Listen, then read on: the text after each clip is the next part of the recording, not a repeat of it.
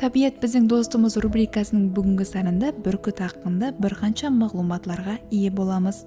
Бүркіт ең құдіретлерінен бірі болып, әзелден халқымыз арасында күш, мәрттілік һәм еркіндік тымсалы сипатында қадірленіп келінеді. Ол тикарынан таулы аймақларда, кең жайлауларда һәм тоғайлар арасында ұшырасады. Бүркіттің денесі ірі, тұмсығы қатты һәм өткір болып, беккем тырнақлары менен қысып, аңсатқаны жерге құлатады. Бүркітлердің бойы 1 метрге шекем, қанатлары болса 2 метрге шекем жайылуы мүмкін. Сол себеплі ол биік аспандарда беймәлел жүзіп ұшады. Көздері жүда өткір болып, ұзақ аралықтан да жемтігін көре алады.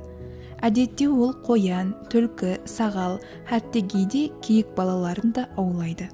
Сондай-ақ құслар, кесіртке һәм түрлі кемірушілерде оның тикарғы олжасы есептелінеді. Ұялары биік теректілерде емасы тік жарлықлардың үстінде болады. Бір уақытта 1-2 дана майық қояды. Палапалларына да ата-ана біргелікте ғамқорлық етеді. Ана майекті басып жатса, ата аң аулап азық алып келеді. Бүркіт әйемгі түркия халқылардың тұрмысында айрықша орын тұтқан. Ол көптеген дасталларда, әпсаналарда һәм қосықларда ұшырасады. Айрым халықларда бүркітті мұхаддис құс батында қадірлеген. Бүгінгі күнде де бүркітті аңшылықта қолға үйретіп, құсбегілік өнері дауам етіледі. Бұндай аңларда бүркіт аңшының қолында тәрбиеланады, һәм керек уақытта аңға тасланады. Ол олжасын ұсталғаннан кейін және иесінің қолына қайтады. Ол артықша кемірушілер һәм әзі хайуанларды аулап, экологиялық системаны тәртіпке салады. Сол себеплі оны сақлау һәм көбейту бүгінгі күннің тикарғы мәселелерінен бірі болып есептелінеді.